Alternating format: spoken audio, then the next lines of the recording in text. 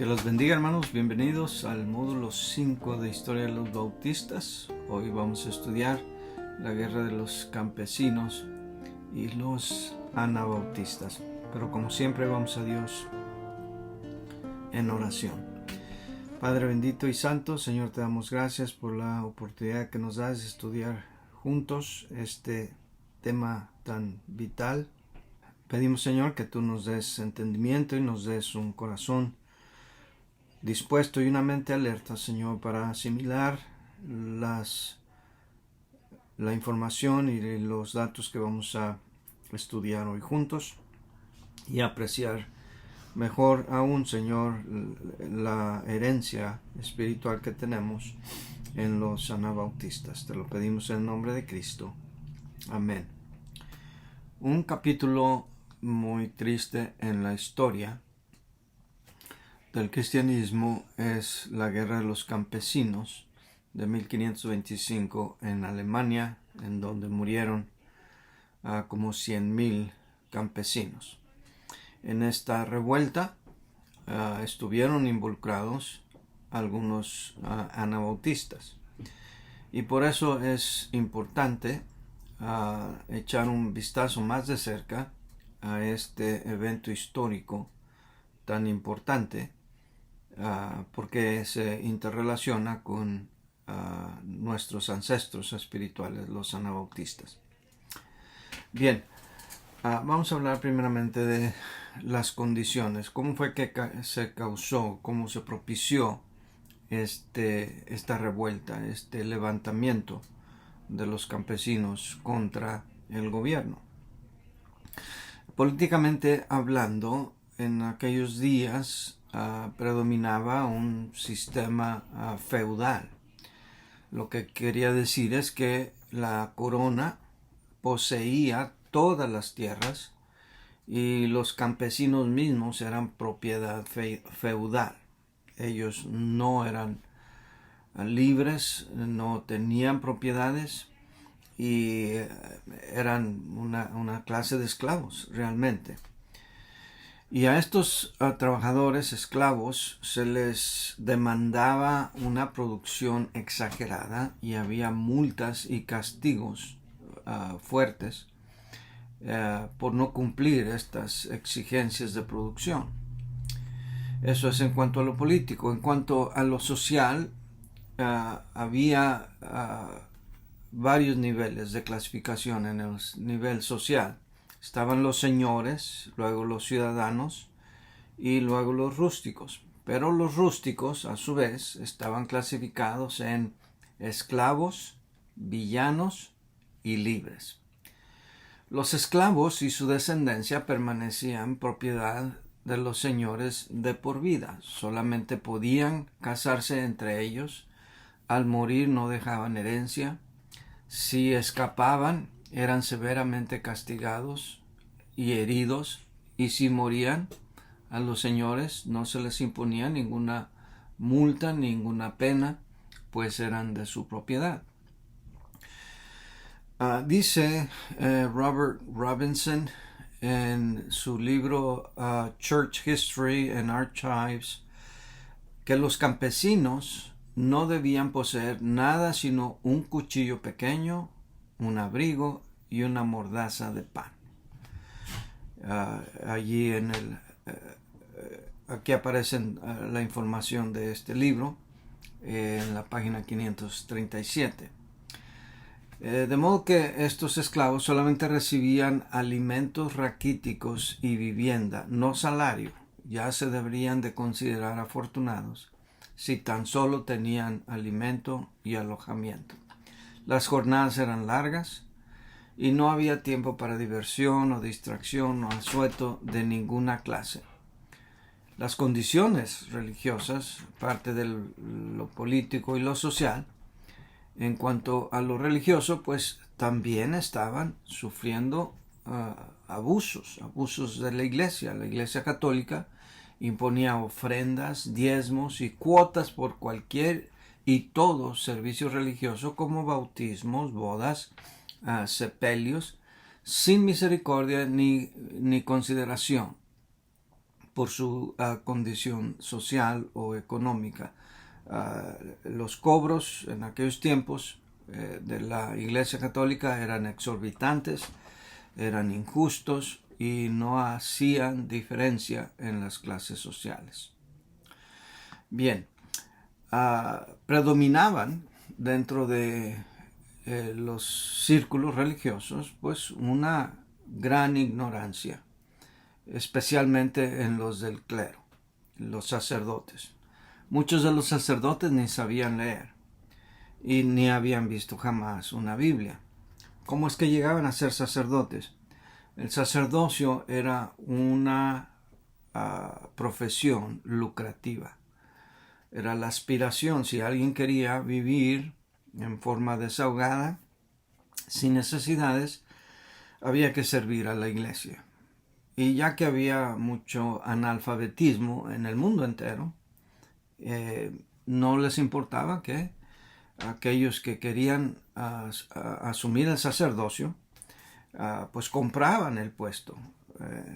Es famoso que en aquellos tiempos había esta práctica que se llamaba simonía, en la que se compraban puestos clericales en la iglesia con dinero o con influencias. De modo que no era de extrañar que los sacerdotes no solamente no tuvieran conocimiento de leer y escribir o de la Biblia, no tenían ninguna vida espiritual, no tenían ningún interés en ayudar a la gente en lo espiritual. Para ellos eso era una profesión lucrativa. Ellos se aprendían las misas, las letanías de memoria, lo cual ellos ni entendían. Era en otro idioma que ni se hablaba, el latín. Las iglesias duraban mucho tiempo sin pastor o sacerdote, pero los puestos de ejecutores, eso sí, se ocupaban inmediatamente después de que moría un ejecutor en turno, según nos dice Robinson en la página 538. Pues bien, estas eran las condiciones en las que se vivía para el año 1520, previo a la revuelta de los campesinos. Ahora vamos a hablar un poquito de algunos de los líderes involucrados en esta revuelta. Nos dice Armitage en su libro Historia de los Bautistas, que este es el mejor libro de Historia de los Bautistas, clásico. Ahora está fuera de impresión. Yo tengo una copia que está en 2 volúmenes que produjo o imprimió el seminario donde yo estudié en Maranatha, en los tiempos de que yo fui estudiante, y se nos recomendó conseguir esta copia y doy gracias a Dios de que lo hice. Y hay muchísimas más información en este libro, aunque están en inglés, que aún en nuestro libro de texto de Historia de los Bautistas de Christian, de John T. Christian.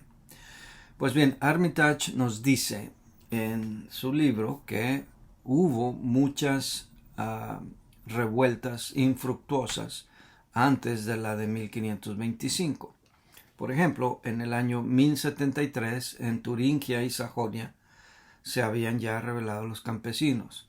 Luego en 1476 hubo una rebelión en Würzburg.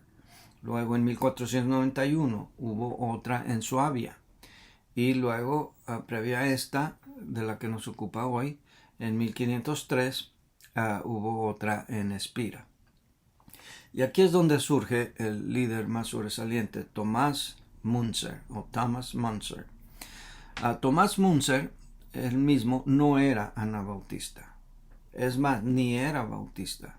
Sí rechazó el bautismo infantil, pero eso no lo hacía bautista. Y por supuesto, en aquellos tiempos, prácticamente todos aquellos que rechazaban el bautismo infantil que la Iglesia Católica les imponía, y después alguien se convertía al cristianismo, y se le pedía que se bautizara bíblicamente, no reconociendo el bautismo infantil.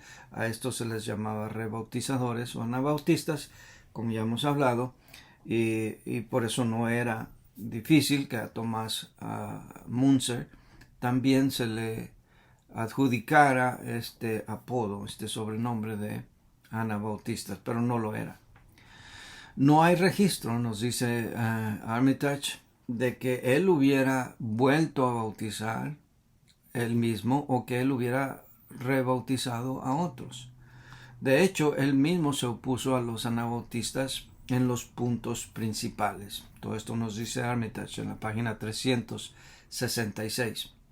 No solo era seguidor de Lutero, sino que hasta era uno de sus favoritos. A Munzer le llamaban el Absalón de Lutero, quizás porque se había robado el corazón del pueblo, especialmente de los rústicos.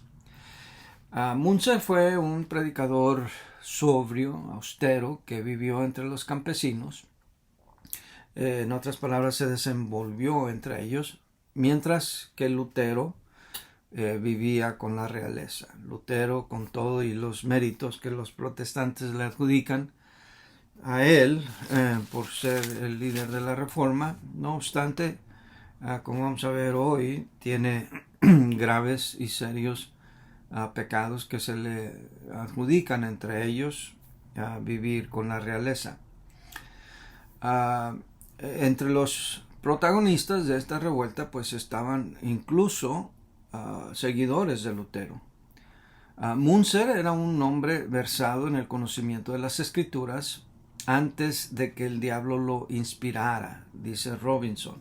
Sin embargo, luego tuvo la arrogancia no solamente de predicar contra el Papa, sino contra el propio maestro Dr. Martín Lutero. Lutero después destierra a Munzer, quien luego se fue a establecer a Mohausen. Allí lo buscaron los campesinos para ser confortados e influenciados por él. Munzer no se unió a la revuelta campesina al principio, sino meses después, cuando ya se habían ellos levantado en armas. Y todo esto es importante, hermanos, porque, como dije, muchos atribuyen esta revuelta de los campesinos a que fue instigada por los anabautistas, que Tomás Munzer fue el líder de este movimiento, que Tomás Munzer era anabautista y que él instigó por motivos religiosos a los campesinos a la revuelta. Todo eso está bien documentado en los libros de historia, que no fue así. De hecho, Munzer redactó un manifiesto para los campesinos. Esto nos lo dice nuestro autor de nuestro libro, Christian, en las páginas 154 y 155, y a la letra dice: número 1. Todas las congregaciones deben de tener la libertad de elegir su propio pastor. Número 2. Los diezmos deben de sostener al pastor, el resto para los pobres y los intereses comunes. Número 3. Los servicios de los vasallos deben de ser abolidos completamente. Número 4. Los nobles y los príncipes no deben de tener la propiedad exclusiva de los terrenos de caza y pesca. Número 5. Los bosques confiscados por los señores eclesiásticos y seculares deben de ser restaurados. Y luego, por alguna razón, Christian tiene número 6 y 8 aquí juntos y dice: deben de cesar todos los deberes y las rentas que son multiplicadas e incrementadas arbitrariamente. Número 7. Las leyes y los castigos correspondientes deben ser ejecutados justa e imparcialmente. 8. Todos los campos y las praderas que se les han despojado a la comunidad deben ser restauradas. 9. Se deben abolir los derechos de los nobles de cobrar impuestos delegados a costa injusta de las viudas y huérfanos. Y 10. Prometen voluntariamente renunciar a todas estas demandas si se demuestra que uno solo de estos artículos son contrarios a la palabra de Dios. Y Robinson otra vez revela el sentir del odio que había hacia los anabautistas y los cargos injustos que se le hacían contra ellos. Dice Robinson: estas son las creencias infernales, los errores malditos de los anabautistas, codificado y registrado por sus enemigos también, que los ortodoxos de todas las órdenes, desde Lutero a la actualidad, han considerado adecuado execrar bajo todos los monstruosos nombres que la malicia y la ira en favor de la persecución podrían inventar. Página 551. En Alsted, Munzer encabezó una turba. Irrumpieron en una iglesia y destruyeron las imágenes. En Mulhausen se puso a la cabeza del gobierno, Munzer, y cuando estalló la guerra de los campesinos, él dirigió a sus seguidores en la revuelta. Después de una feroz batalla y la matanza de sus seguidores, fue capturado el 15 de mayo de 1525, torturado brutalmente y decapitado. Esto lo relata Armitage en la página 367. Munzer nunca fue anabautista, ni fue bautista. Aquí tenemos otra cita que lo demuestra. Dice el libro The Baptist Quarterly Review: en efecto, en ninguna forma posible y en ningún momento de su carrera, señala Burridge, fue Munzer un anabautista, aunque extrañamente a menudo es llamado el fundador y líder de los anabautistas. Pues bien, como ya dijimos, así este tipo de acusaciones, cosas atribuidas a algún líder histórico son supuestas, son asumidas por algún historiador, y luego otros historiadores que lo citan perpetúan estos errores, y por eso es bueno aclarar esto. Bien, otro protagonista sumamente importante en la revuelta de los campesinos, pues es, por supuesto, Martín Lutero, el reformista. Él escribió un libro llamado La libertad religiosa. Este libro fue publicado en 1520. En él, Lutero hablaba de la libertad religiosa, y sin querer esa obra atrajo a los campesinos y lo convirtió en líder. O sea, él no quería ser líder de los campesinos, pero su obra apeló a los campesinos y se identificaron con él por medio de esta obra. Y Lutero, de hecho, al principio simpatizó con los campesinos e incluso abogó por ellos. A los obispos les dijo, y cito a Lutero: es vuestra culpable opresión de los pobres de la grey que ha llevado a la gente a la desesperación. En otra ocasión les dice a los obispos: mis señores, no son los campesinos los que se han levantado contra vosotros, es Dios mismo quien se opone a vuestro desvarío. No penséis que escaparéis el castigo reservado para vosotros. Por el amor de Dios, apaciguad vuestra irritación, conceded condiciones razonables a esta pobre gente. Apaciguad estas conmociones con métodos gentiles, no sea que den a luz una conflagración tal que encienda a toda Alemania en una llama. Lo cual, eso fue precisamente lo que pasó. Este fue Lutero antes de que estallara más o avanzara más esta revuelta. Pero en 1525 Lutero escribe su famoso panfleto intitulado Contra los campesinos rapaces asesinos, y los acusaba de 3 crímenes: de rebelión contra los gobernantes, de robo a los castillos y conventos, y la excusa de luchar bajo el Evangelio. Todo esto nos lo informa Armitage en la página 365. Pero la más sorprendente declaración de Lutero es la que sigue, que no me cabe a mí en la cabeza, y todos aquellos que tienen a Lutero en un pedestal necesitan escuchar estas palabras que revela realmente cuál era su sentir hacia el movimiento anabautista. Y miren lo que dijo: yo, Martín Lutero, he matado a todos los campesinos en la insurrección porque yo fui quien ordenó que los mataran. Su sangre sea sobre mi cabeza y la he puesto, tuvo hasta esta osadía, y la he puesto sobre la cabeza del Señor Dios por cuyo mandato hablé. Esta cita está en el libro de Armitage, página 366.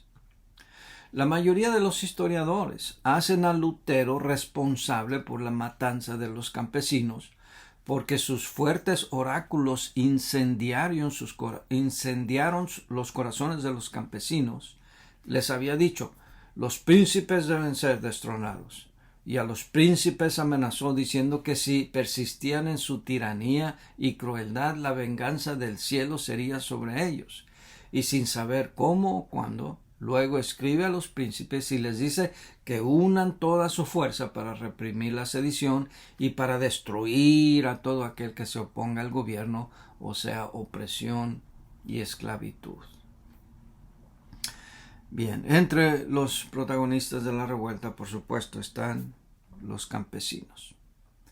Al principio del siglo XVI, el famoso siglo de la Reforma, la condición en toda Alemania era de esclavitud. La libertad existía solo para los amos, para tiranizarlos, sin control del emperador a ningún otro estado vecino. O sea, estaban a merced de sus señores y sus amos en Alemania.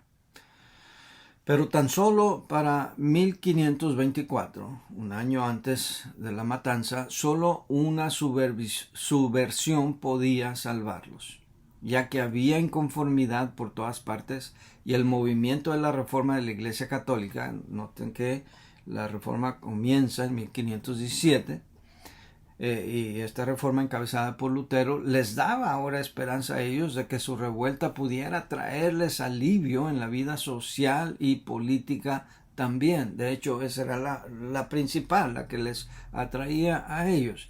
Si los sacerdotes y prelados mismos no tenían vida espiritual, mucho menos la gran mayoría de campesinos que trabajaban en el campo de sol a sol, no tenían tiempo para cuestiones espirituales. Así que lo que les interesaba, por supuesto, más era esta clase de libertad y alivio social y económico y político. Desafortunadamente, la falta de un liderazgo capaz y leal, bien dirigido, los llevó a sucumbir bajo la mano dura de los gobernantes, por un lado.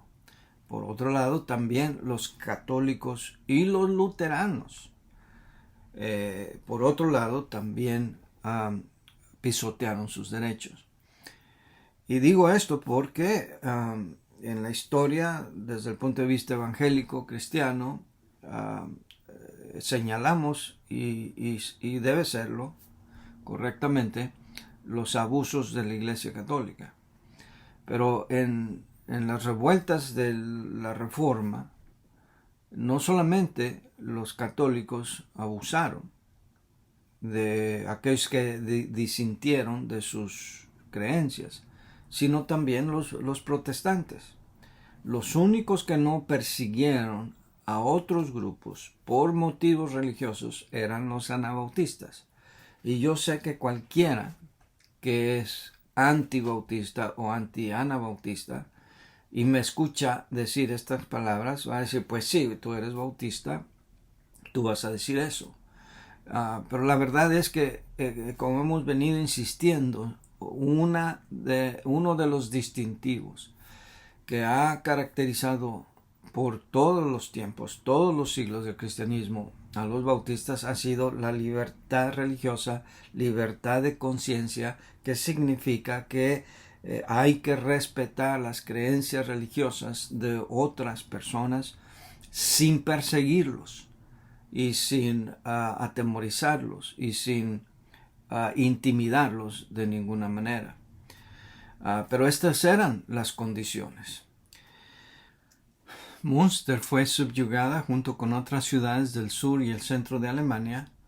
Más de 5.000 perdieron la vida el 15 de mayo de 1525. Su líder Lutero los traicionó. Münster fue capturado y muerto. El saldo, al fin de cuentas, fue de alrededor de 100.000 campesinos muertos. Y en todo esto, ¿qué parte tuvieron los anabautistas en la revuelta de los campesinos? Para empezar, hay que hacer distinción entre dos tipos de anabautistas. Y nuestro autor, Christian, hace la distinción de la siguiente manera. Usa la A mayúscula para referirse a anabautistas bíblicos y utiliza la A minúscula para referirse a los anabautistas de nombre, y que participaron en la revuelta, pero que realmente no eran nacidos de nuevo, no practicaban los distintivos bautistas de los verdaderos creyentes. Y vamos a entrar en detalle a esto. Pero lo que hay que reconocer, hermanos, es que la etiqueta no representa en un frasco, en un recipiente, no representa lo que hay adentro. La etiqueta puede decir algo por fuera, pero lo que hay adentro puede ser muy diferente.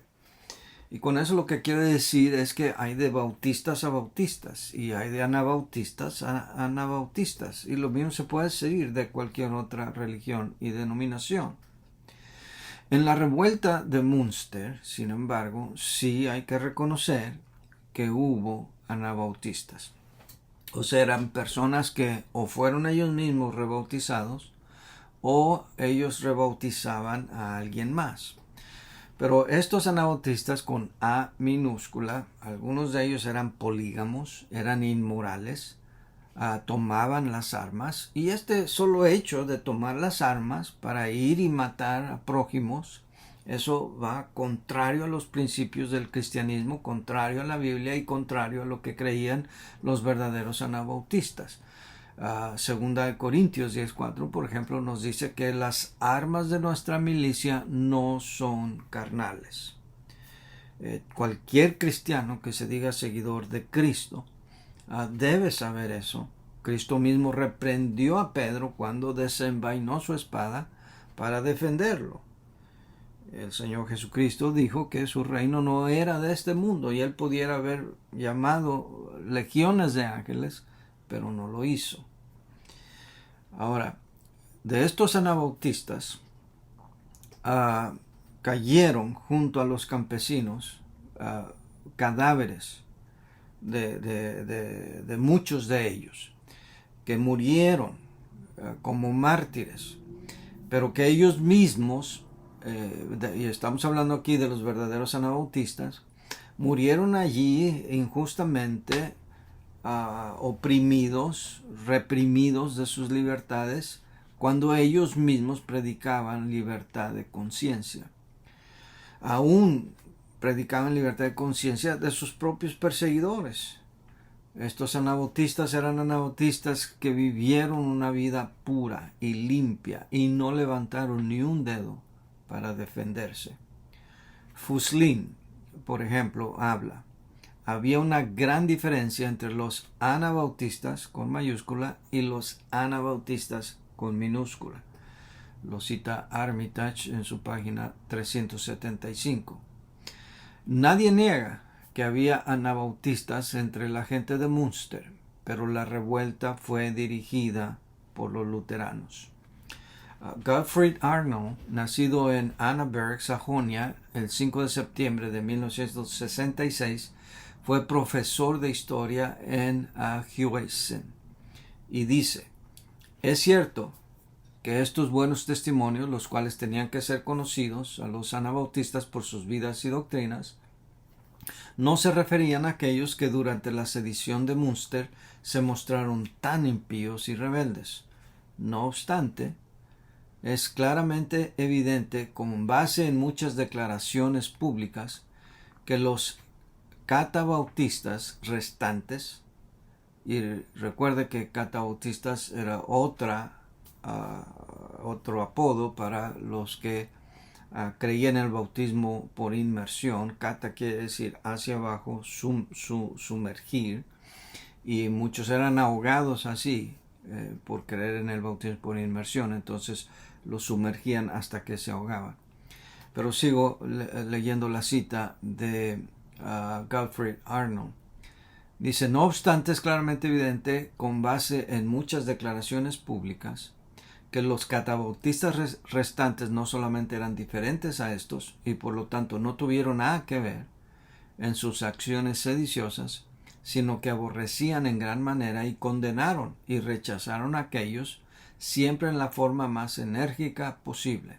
Sus propios adversarios en sus escritos confiesan y testifican que ellos, especialmente los menonitas, nunca estuvieron de acuerdo con la gente de Münster.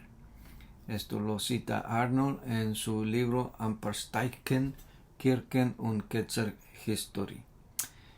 Pues bien, hermanos, hasta aquí llegamos con nuestro módulo hoy.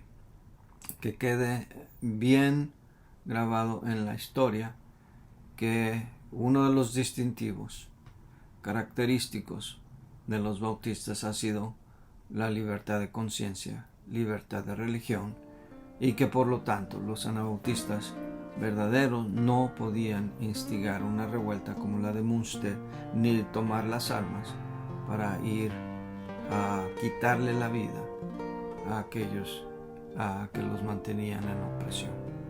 Dios les bendiga. Nos vemos en la próxima.